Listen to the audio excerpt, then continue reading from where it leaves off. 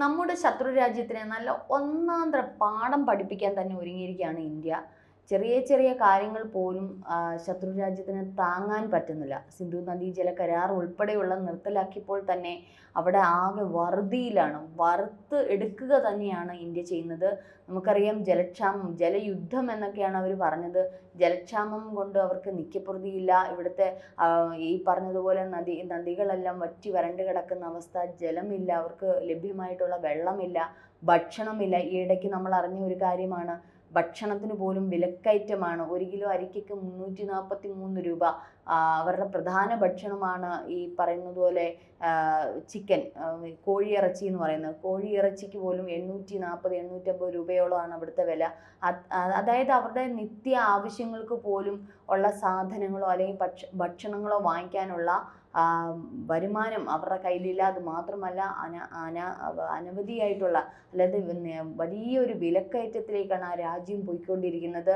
ഇപ്പോൾ ആ ഒരു ജലയുദ്ധം കൊടുത്തു, അതായത് ഒരു ജലക്ഷാമം അവർക്കുണ്ടായി. അതിനുശേഷം അതിർത്തികളെല്ലാം അടച്ചു.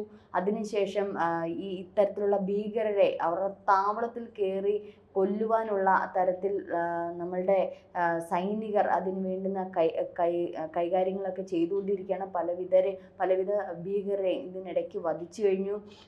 മാത്രമല്ല, ഇതിനിടയ്ക്ക് ഇന്നലെ ഇന്ത്യ ഓരോ ദിവസം ഘട്ടം ഘട്ടമായിട്ടാണ് ഓരോ കാര്യങ്ങൾ അവർക്ക് തൊടുത്തു വിടുന്നത്. എല്ലാവരും വിചാരിച്ചിരുന്ന ഒരു കാര്യമുണ്ട്, മോദി ഇപ്പോൾ തിരിച്ചടിക്കും, മോദി ഇപ്പോൾ അങ്ങോട്ട് സൈനികരെയൊക്കെ അങ്ങോട്ട് ഇറക്കി അവരുടെ പാളയെ ഇപ്പോൾ മൊത്തം കത്തിക്കും, അല്ലെങ്കിൽ പാകിസ്ഥാനെ മുഴുവനും ചാരമാക്കും എന്നൊക്കെ ഉള്ള തരത്തിലായിരുന്നു എല്ലാവരും കരുതിയിരുന്നത്. പക്ഷെ വളരെ ബുദ്ധിപൂർവമായിട്ടാണ് ഓരോ കാര്യങ്ങളും നമ്മുടെ ഇന്ത്യ കൈക്കൊള്ളുന്നത്. സൈനികർക്ക് വേണ്ടുന്ന നിർദ്ദേശങ്ങൾ നൽകിയിട്ടുണ്ട്. നിങ്ങൾ യുദ്ധത്തിന് തയ്യാറായിക്കോ, അല്ലെങ്കിൽ നിങ്ങൾക്ക് വേണ്ടുന്നത് എന്താണെന്ന് വെച്ചാൽ നിങ്ങൾ നിങ്ങളുടെ വഴിക്ക് നടത്തിക്കോ, നയതന്ത്രപരമായിട്ടുള്ള കാര്യങ്ങൾ ഞാൻ ചെയ്തോളാം എന്നുള്ള പ്രധാനമന്ത്രിയുടെ വാക്കുകളും പ്രധാനമന്ത്രിയുടെ ആ ഒരു നിർദ്ദേശവും ആ ഒരു എടുത്ത തീരുമാനങ്ങൾ എന്തുകൊണ്ടും യോജിക്കുന്നതാണ്. കാരണം നമുക്കറിയാം, ഈ ശത്രു രാജ്യം UN ആവശ്യപ്പെട്ടു, ഇത് അനാവശ്യമായിട്ട് ഞങ്ങളുടെ മേൽ ഇത്തരത്തിലുള്ള യുദ്ധങ്ങളും മറ്റൊന്നും പ്രയോഗിക്കരുതെന്നും ഇന്നലെ ഗൾഫ് രാജ്യങ്ങളോട്, അതായത്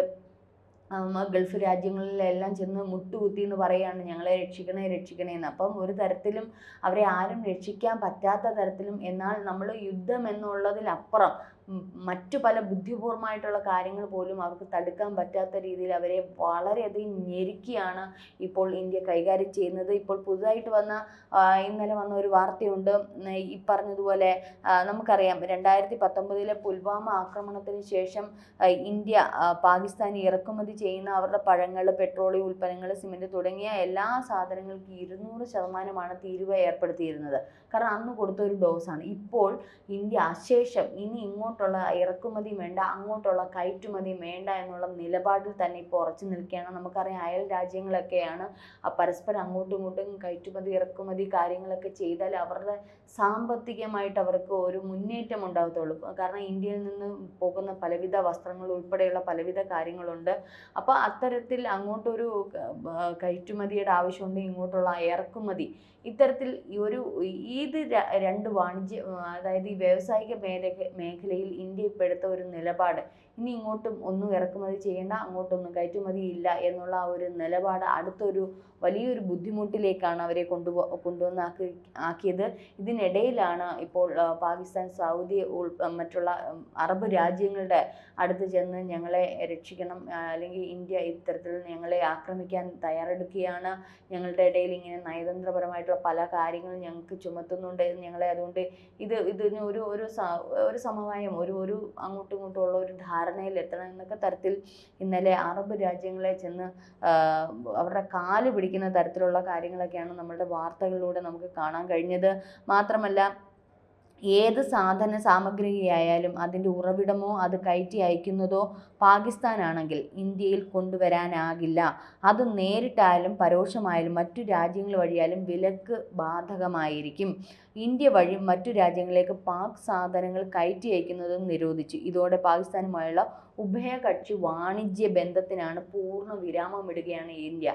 ഇനി പാക്കിൽ നിന്ന് ഡയറക്റ്റ് ഇങ്ങോട്ട് ഒരു കയറ്റുമതി അല്ലെങ്കിൽ ഒരു ഇറക്കുമതി ചെയ്യാൻ സമ്മതിക്കില്ല. ഇനി വേറെ ഏതെങ്കിലും രാജ്യങ്ങൾ വഴി എങ്ങാണം ഇന്ത്യയിലോട്ടെങ്ങാനും ഇവരുടെ സാധനങ്ങൾ എത്തിക്കാമെന്ന് വെച്ചാൽ അതും നടക്കത്തില്ല. എവിടെയാണോ ഇതിൻ്റെ ഉറവിടം, ഈ സാധനങ്ങളൊക്കെ നിർമ്മിച്ചിരിക്കുന്ന അല്ലെങ്കിൽ ഇതിന് ലഭ്യമായിരിക്കുന്ന ഉറവിടം എവിടെയാണോ അവിടെ അത് പാകിസ്ഥാനാണെന്നുണ്ടെങ്കിൽ ഞങ്ങൾക്ക് വേണ്ട എന്നുള്ള തീരുമാനത്തിൽ ഇന്ത്യ എത്തിയിരിക്കുകയാണ്. ഇത് അവരുടെ വാണിജ്യത്തെ വളരെയധികം സാരമായി ബാധിക്കുന്നുവെന്ന് തന്നെയാണ് ഇപ്പോൾ അവിടുത്തെ ജനങ്ങൾ തന്നെ സ്വന്തം രാജ്യത്തിനെതിരായിട്ട് തിരിഞ്ഞിരിക്കുകയാണ്. കാരണം ഭക്ഷണവും ദാരിദ്ര്യവും അതിനൊപ്പം തന്നെ പ്രകൃതി ദുരന്തം, ഇതൊന്നും ആ ജനങ്ങൾക്ക് സഹിക്കാവുന്നതിനപ്പുറം ആയിട്ടുള്ള കാര്യങ്ങളാണ്. നമുക്കറിയാം പാകിസ്ഥാൻ കൂടുതലും അവരുടെ വരുമാനം വിനിയോഗിക്കുന്ന ഭീകര പ്രവർത്തനങ്ങൾക്കും മറ്റുമാണ്. അവിടെ മന്ത്രിസഭ ഈ പറഞ്ഞതുപോലെ പാർട്ടി കാര്യങ്ങളൊക്കെ ഉണ്ടെങ്കിൽ തന്നെ അവരെ നിയന്ത്രിക്കുന്നത് പോലും പട്ടാളമാണ്, ആർമിയാണ്. അപ്പോൾ ഈ ആർമിയുടെ ആവശ്യം എന്ന് പറയുന്നത് തീവ്രവാദത്തെ പ്രോത്സാഹിപ്പിക്കുക. അപ്പോൾ ഇത്തരത്തിൽ ഇവരുടെ ചെറിയ ചെറിയ ജനങ്ങളുടെ ആവശ്യങ്ങൾ പോലും നിറവേറ്റാൻ കഴിയാത്ത ഒരു ഭരണകൂടമാണ് അവിടെ. അത്തരത്തിലുള്ളവരാണ് ഇന്ത്യയെ വെല്ലുവിളിക്കുന്ന തരത്തിലേക്ക് എത്തുന്നത്. മാത്രമല്ല ഇന്നലെ ഈ ഒരു പഹൽഗാം ഭീകർ 5 പേരോളം ഉണ്ട്. അവർ ഇന്നലെ ചെന്നൈയിലെ ഫ്ലൈറ്റിൽ നിന്നും 11:59 കൊളംബോയിൽ എത്തി എന്നുള്ള രീതിയിലുള്ള വാർത്തകളൊക്കെ വന്നിരുന്നു. ശ്രീലങ്കയിലെത്തി, ചെന്നൈയിൽ നിന്ന് ശ്രീലങ്കയിലോട്ട്. അവിടെ നമുക്കൊരു സംശയങ്ങളൊക്കെ നമ്മളുടെ ഭാഗത്തു നിന്ന് നമ്മൾ നോക്കേണ്ടതായിട്ടുണ്ട്. എങ്ങനെ ചെന്നൈയിലെത്തി, എങ്ങനെ ആ ഫ്ലൈറ്റിൽ കയറി എന്നൊക്കെയുള്ളൊരു എമിഗ്രേഷൻ്റെ സഹായമില്ലാണ്ടൊക്കെ എങ്ങനെ കയറി എന്നൊക്കെ ഉള്ളത് ഒരു വലിയ ആശങ്കയുണർത്തുന്ന കാര്യമാണ്. എന്ത് തന്നെയായാലും എവിടെ പോയാലും ആരൊക്കെ ഇതിനൊക്കെ സംരക്ഷിച്ചാലും അതിൻ്റെ താവളത്തിൽ ചെന്ന് വെട്ടുക തന്നെ ചെയ്യും. അത്രയ്ക്ക് നമ്മുടെ സൈനികർ ബുദ്ധിമാന്മാരാണ്, ബലവാന്മാരാണ്. അല്ലെങ്കിൽ സൈനിക മേധാവികൾ അത്രയേറെ നീക്കം ആ തരത്തിലാണ് നടത്തുന്നത്. മോദി സർക്കാർ ഉൾപ്പെടെ അത്തരത്തിൽ കേന്ദ്രം ഉൾപ്പെടെ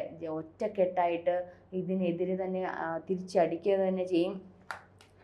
ഇപ്പോൾ ഇവരുടെ നമ്മൾ ഈ പറഞ്ഞതുപോലെ ഇവരുടെ വാണിജ്യം, ഉഭയകക്ഷി ഒരു വാണിജ്യം നിർത്തലാക്കിയത് ഒരു വാണിജ്യ യുദ്ധമായിട്ട് തന്നെയാണ് കാണുന്നത്. 2021-22 കാലഘട്ടത്തിൽ 51.382 കോടി രൂപയും, എന്നാൽ അന്ന് ഇറക്കുമതി 25.4 ലക്ഷമായിരുന്നു. പിന്നെ 2024-25 കാലമൊക്കെ വന്നപ്പോൾ അത് കുറച്ചുകൂടി കുറഞ്ഞിട്ടുണ്ട്, 44.765 കോടി രൂപയും. എന്നാൽ ഇറക്കുമതി 4 ഈ പറഞ്ഞതുപോലെ 2 ലക്ഷവും എന്നുള്ള രീതിയിൽ ഒരു തുക ഡോളറിലാണ് പറഞ്ഞിരിക്കുന്നത്. അപ്പോൾ ഇത്തരത്തിൽ ഒരു വലിയൊരു സാമ്പത്തിക നേട്ടം ഇറക്കുമതി കയറ്റുമതി ഇനങ്ങളിൽ ഇവർ ലഭിച്ചുകൊണ്ടിരുന്നതാണ്. ഇപ്പോൾ ഇന്ത്യ അത് നിർത്തലാക്കിയിരിക്കുന്നത്. ഓരോ കാര്യങ്ങളും എടുക്കുമ്പോൾ വളരെ ബുദ്ധിപൂർവ്വം. ഇപ്പം നമുക്കറിയാം ഈ ഒരു യുദ്ധം പൊട്ടിപ്പുറപ്പെടും എന്നുള്ള തരത്തിൽ വന്നപ്പോൾ തന്നെ എല്ലാവരും ചൈന ഉൾപ്പെടെയുള്ളവർ അവർക്ക് ചില രാജ്യങ്ങൾ സപ്പോർട്ടായിട്ട് ചെല്ലുകയും മാത്രമല്ല ചിലർ പറയുകയും ചെയ്യും പെട്ടെന്ന് ഒരു യുദ്ധത്തിലേക്ക് കടക്കരുത്, ഇതൊരു ചർച്ചയിൽ എങ്ങനെയാണ് ഭീകരർ എത്തിയത്, അല്ലെങ്കിൽ ഇത് പാകിസ്ഥാൻ ഇതിൻ്റെ പിന്നിലുണ്ടോ എന്നൊക്കെയുള്ള ഒരു തെരച്ചിൽ, അല്ലെങ്കിൽ ഇതിൻ്റെ ഒരു ഊഹം ശരിയാണ്, അതിൻ്റെ സംശയം ശരിയാണ് എന്ന് അറിഞ്ഞുകൊണ്ട് മാത്രം അത് ശാന്തതയോടുകൂടി കൈകാര്യം ചെയ്യണമെന്നൊക്കെ ഇന്ത്യയോട് പറയുകയും ചെയ്തു. പക്ഷെ ഒരു രാജ്യത്തിനും പറയാൻ പറ്റത്തില്ല ഭീകരരെ വധിക്കരുതെന്ന് എന്നുള്ളത്. ഇവിടെ പാകിസ്ഥാനുമായിട്ടല്ല ഇന്ത്യ യുദ്ധം ചെയ്യുന്നത്. പലപ്പോഴും അങ്ങനെ ഒരു യുദ്ധമല്ല. അവിടെ ചെന്ന് അവരുടെ താവളത്തിൽ ഇറങ്ങി എവിടെയൊക്കെ ഭീകരരുണ്ടോ അവിടെയൊക്കെ അവരെ അശേഷം നശിപ്പിക്കുക എന്നുള്ള ഒരു തന്ത്രമാണ്. അപ്പോൾ മറ്റുള്ള രാജ്യങ്ങൾക്കൊന്നും ഒരിക്കലും ഇത് പാടില്ല എന്ന് പറയാൻ പറ്റില്ല. കാരണം ഒരു യുദ്ധമാകുമ്പോൾ അങ്ങോട്ടും ഇങ്ങോട്ടും അതിർത്തിയിൽ ഉള്ള പ്രശ്നങ്ങളായിരിക്കും. പക്ഷെ അവരിങ്ങോട്ട് ആക്രമിച്ചപ്പോൾ പോലും, അല്ലെങ്കിൽ ഇങ്ങനെയാണെങ്കിൽ പോലും അവർ പലപ്പോഴും പറയുന്നത് ഭീകരരാണ്, ഞങ്ങളൊന്നും ചെയ്തില്ല. പക്ഷേ ഈ ഭീകരരെ വളർത്തിയത് പാകിസ്ഥാൻ തന്നെയാണ്. അപ്പോൾ ഇത്തരത്തിൽ ഇങ്ങോട്ടൊരു ആക്രമണം ഉണ്ടായപ്പോൾ പോലും ഇന്ത്യ വളരെയധികം തന്മയത്വത്തോടു കൂടി തന്നെയാണ് അത് കൈകാര്യം ചെയ്തത്. അത് ശരിയായ ദിശയിലേക്കാണ്. അപ്പോൾ ഇപ്പോൾ ഒരു രാജ്യത്തിനും അത് ഇന്ത്യ കുറ്റപ്പെടുത്താനോ അല്ലെങ്കിൽ അത് എതിരായിട്ട് നിൽക്കാനോ സാധിക്കില്ല. ആ തരത്തിലാണ് ഇപ്പോൾ നമ്മുടെ പല തന്ത്രങ്ങളും അങ്ങോട്ട് ഇവർക്കെതിരെ തിരിച്ചടിച്ചുകൊണ്ടിരിക്കുന്നത്. എന്ത് തന്നെയായാലും നല്ല തിരിച്ചടികൾ തന്നെയാണ് ഇന്ത്യ കൊടുത്തുകൊണ്ടിരിക്കുന്നത്. ഒരു തരത്തിൽ പുകച്ച് പുറത്ത് ചാടിക്കുക, പുകച്ച് അവരെ ശ്വാസം മുട്ടിച്ച് കൊല്ലുക എന്നുള്ള ഒരു തന്ത്രമുണ്ടല്ലോ, അത് തന്നെയാണ് ഇപ്പോൾ ഇന്ത്യ ചെയ്തുകൊണ്ടിരിക്കുന്നത്. അതുകൊണ്ട് തന്നെ ജലയുദ്ധമെങ്കിൽ ജലയുദ്ധം, അടുത്തത് അത് ഒരു തരത്തിൽ പാകിസ്ഥാനെ വറുതിയിലാക്കി വറച്ചട്ടിയിലിട്ട് വറക്കുന്ന ഒരവസ്ഥയാണ് ഇപ്പോൾ നിലവിൽ കണ്ടുകൊണ്ടിരിക്കുന്നത്. എന്തായാലും പലരുടെയും കൈയും കാലും ഒക്കെ പിടിക്കാൻ പലരും പോകുന്നുണ്ട്. പക്ഷെ അതൊന്നും ഇന്ത്യ വകവയ്ക്കില്ല. കാരണം നമുക്കറിയാം, നമ്മുടെ സിവിലിയൻസിന് നേരെയാണ്, നിരായുധരുടെ നേരെയാണ് അവർ ഇത്തരത്തിലുള്ള ഒരു ആക്രമണം അഴിച്ചുവിട്ടത്. അതിന് ഇന്ത്യ അടിച്ചുകൊണ്ടിരിക്കുകയാണ്. അത്രയ്ക്ക് ദയനീയമായ അവസ്ഥയിലേക്ക് പാകിസ്ഥാനെ എത്തിക്കുന്ന ഒരവസ്ഥയിലേക്ക് തന്നെയാണ് ഇന്ത്യ കൊണ്ടുപോകുന്നത്.